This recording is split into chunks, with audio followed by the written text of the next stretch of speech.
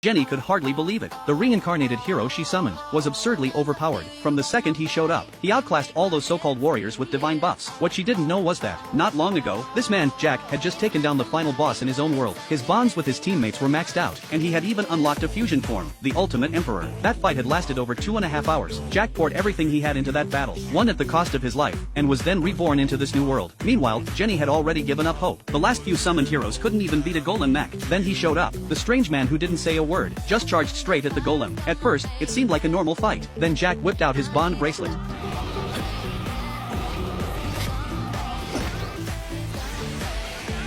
struck a series of ridiculous, over-the-top poses, and, right before Jenny's stunned eyes, transformed. The problem was, Jenny sensed no magic at all. She had no idea how he even transformed. But once transformed, Jack was a completely different person. He landed a single move, something called Flaming Fist of Friendship, and wiped the golem in one punch. The name was so cheesy it made Jenny flinch. But the result? Undeniably effective. She had to admit this guy was legit. So she started explaining her mission. But before she could even finish, Jack leapt out the window, transformed again mid-air, and shouted back for her to keep talking while they moved. He then performed more weird gestures, summoning some absurd flying machine. Next thing she knew, Jack had picked her up in his arms, and they rocketed into the sky. Before she could even ask what was going on, they had already arrived at their destination. In just a few minutes, Jack grinned, saying how lucky they were to not run into any monsters. Jenny gave him a blank stare. They had plowed through multiple trolls. Jack thought they were just big animals. At the sight, Jenny cast a powerful spell, instantly taking down a beast. Jack, on the other hand, he didn't just defeat his enemy, he obliterated it. So much so, the dropped loot was reduced to smoldering ash.